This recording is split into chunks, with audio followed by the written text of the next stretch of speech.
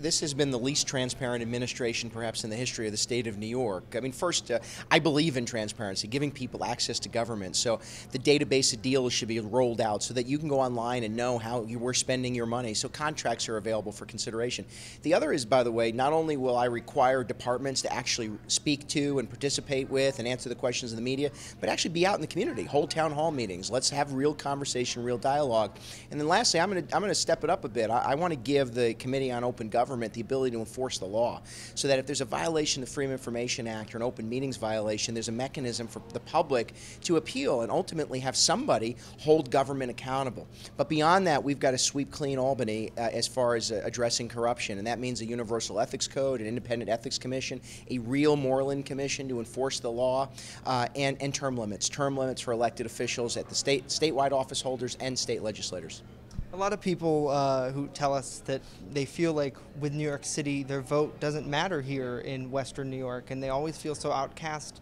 How have you been connecting with people here as you've campaigned? Well, we've been crisscrossing upstate New York because I believe in upstate New York, and as governor, I'm going to be a partner to the people of upstate New York. Don't underestimate the power of upstate New York to win an election. We just have to really go out to friends and family and say, listen, regardless of party, vote for somebody who knows us, gets us, and will defend us, will speak up for us. I know how hard it is to live in the state of New York, and as and the concerns and issues and the problems facing upstate New York, I want to confront them head on. Let's drive down property taxes. Let's make it easier for businesses. Let's help farmers. Let's protect our rights. Let's be certain that we have a governor who respects us and the office he holds. So don't underestimate the value and the power that upstate New York has to win this election. Tonight you talked with a number of people walking around the Arena Club. What were some of the things that they were saying? What stuck out to you? Now, overall, every community I visited, no one is happy with the way in which this state is moving. And everyone here tonight was very, very supportive, but we hear it consistently. They want an end to the corruption. They want property taxes to come down. They want New York to be affordable. And they want a governor they can believe and that they can trust. And that's what I want to give them. I want to give them a partner, somebody you can trust, somebody you can believe in, someone who's going to work side by side with you to confront the problems that face us. And I promise I will not let you down.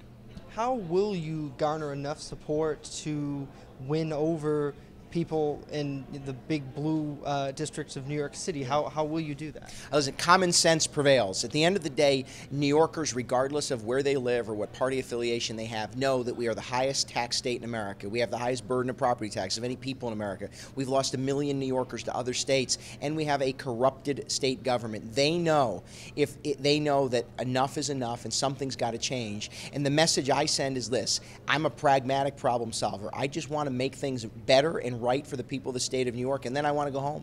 And I'll commit myself to that, to being a partner to solving the problems, not ruling or governing with ideology, but being a collaborator to solve problems. And I promise you, I won't let you down. Final question. Here in Chautauqua County, there's a number of libertarian supporters who really believe in what Larry Sharpe has to say. And he's one of the first third-party candidates in a while to get mainstream media attention. What would you say to those people, some of them maybe Republicans and Democrats, who say, Larry's my guy? Listen, voters should vote for who they think is best.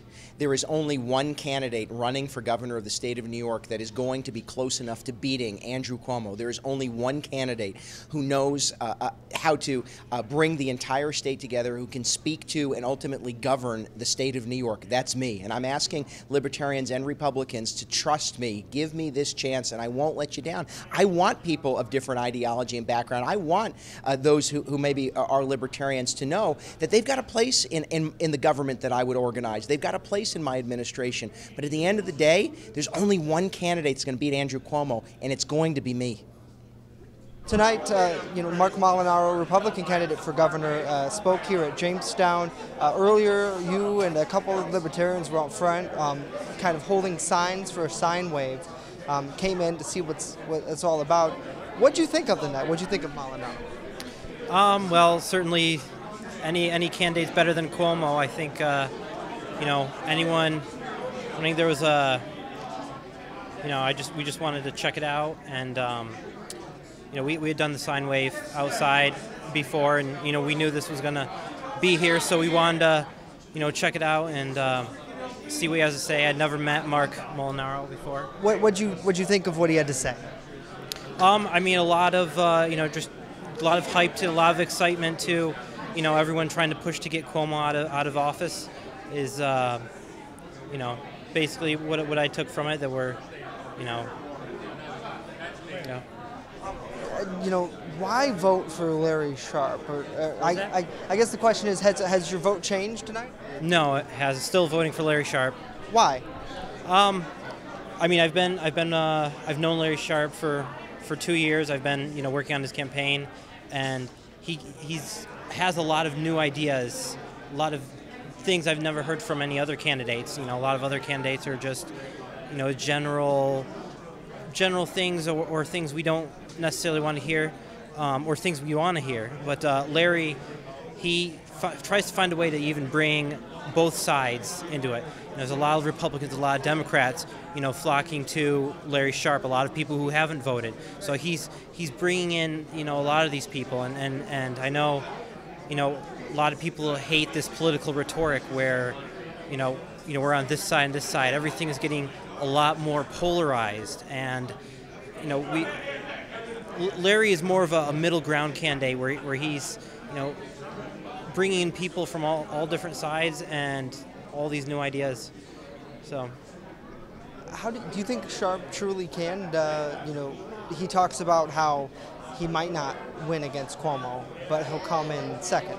Molinaro told us tonight that he can win against Cuomo. Do you feel that voting for Sharp is going to get results? Yes. Well, Larry believes he can beat Cuomo. It is a 5-person race, and voter turnout has been low, and he's been bringing a lot of people in who haven't voted. He has the biggest social media following than any other candidate. I mean, he has more of a social media following and activity than the governor himself, who's been governor for 8 years. And, in this state, he doesn't need a majority wins. He needs a plurality to win. So with 30% of the vote, it's within reach. I mean, Jesse Ventura did that in 1998, and it was a shocking surprise.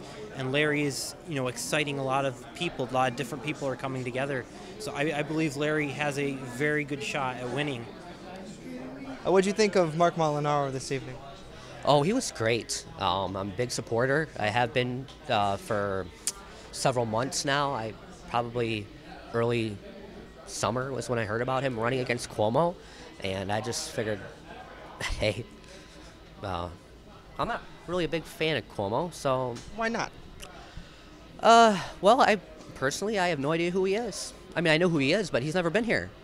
So, we've had governors before that, they come upstate. He's here for brief appearances, publicity stunts, give away a few $1 million, head back to his mansion on the hill. What is your biggest concern for New York State right now, and do you think Molinaro can tackle it? Yeah, I think Molinaro's the right guy for this job. Some of our biggest problems, really, honestly, is just Albany is so corrupt. You're looking at, all these guys, 8 or 9 guys now, the top aides of Andrew Cuomo, getting sent out to jail, to prison for, money laundering, all kinds of different things. So, so corrupt. There's no way that he didn't know about any of this. He's got himself covered somehow, but he's guilty. I'll tell you what. So, finally, the big takeaway from tonight. What was the biggest point you liked that Molinaro talked about?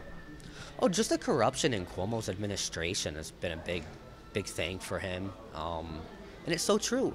We are losing so much of our money to corruption. When you think about all the money that he's given out to different corporations, that's our hard-earned money. That's our tax money. That's our property taxes. That's all that money, and it's all going to just. Cuomo likes to just give out millions of dollars on a campaign trip, make it look real political, and he's padding his pockets. So he's just in it for the money. So.